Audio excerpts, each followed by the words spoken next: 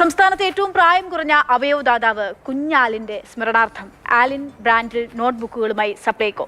ആലിൻ series നോട്ട്ബുക്കുകളുടെ പ്രകാശനം കൊച്ചിയിൽ മന്ത്രി അനൂപ് ജേക്കബ് നിർവഹിച്ചു. സങ്കടത്തിൽ മുങ്ങിയപ്പോഴും ആലിന്റെ അവയവങ്ങൾ മറ്റുള്ളവർക്ക് ദാനം ചെയ്യാൻ തീരുമാനമെടുത്ത മാതാപിതാക്കളെ ചടങ്ങിൽ ആദരിച്ചു.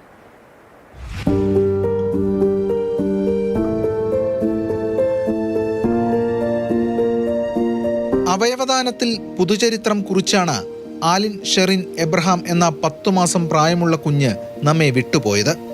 4 പേർക്കാണ് ആലിൻ പുതുജീവിതമേകിയത്. ആ കുഞ്ഞാലിൻ്റെ സ്മരണാർത്ഥം സപ്ലൈകോ ഈ വർഷത്തെ നോട്ട് ബുക്കുകൾ പുറത്തിറക്കി. ഭക്ഷ്യ പൊതുവിതരണ വകുപ്പ് മന്ത്രി അനൂപ് ജേക്കബ് ബുക്കുകൾ പ്രകാശനം ചെയ്തു. ഏറെ അർത്ഥവത്തായ സന്ദേശമാണ് ഇതിലൂടെ പങ്കുവയ്ക്കുന്നതെന്ന് മന്ത്രി.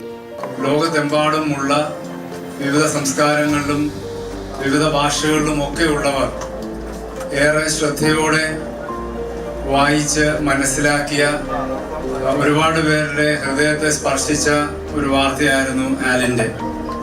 ഏറ്റവും പ്രായം കുറഞ്ഞ അവയവദാതാവ് എന്ന നിലയിൽ ലോകത്തെമ്പാടും വലിയ ഒരു സന്ദേശവും മാതൃകയുമായി ആ കുഞ്ഞിന്റെ ജീവിതം കടന്നു വന്നിരിക്കുകയാണ്.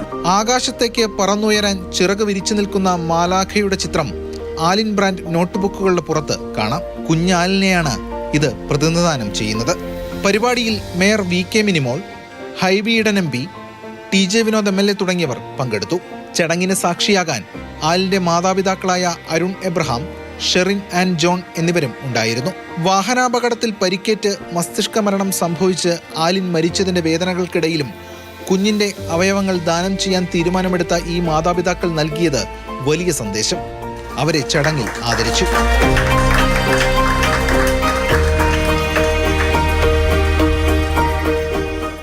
ഈ ലോകം വളരെ നെഞ്ചോട് ചേർത്ത് പിടിക്കുകയാണ്. കാരണം ആ കുഞ്ഞുമാലാഖയുടെ തലമുടി വളരെ ഞങ്ങളെ ടച്ച് ചെയ്യുന്നതാണ്. കാരണം അവള് ഒരിക്കൽ പോലും മുടി ചീകി വെച്ചാൽ പോലും അവള് തന്നെ അത് മുഴപ്പിക്കളെ. അതുപോലെ ഉള്ളൊരു മുടിയാണ് അതിൽ വരച്ച് ചേർത്തിരിക്കുന്നത്. അവയവദാനത്തെ പ്രോത്സാഹിപ്പിക്കുക കൂടിയാണ് ആലിൻ ബ്രാൻഡ് നോട്ട്ബുക്കുകൾ പുറത്തിറക്കുന്നതിലൂടെ സപ്ലൈകോ ലക്ഷ്യമിടുന്നത്. വിപണി കണക്കാക്കിയല്ല, സാമൂഹ്യ പ്രതിബദ്ധതയിലൂന്നിയാണ് നടപടിയെന്നും അവർ വിശദീകരിക്കുന്നു.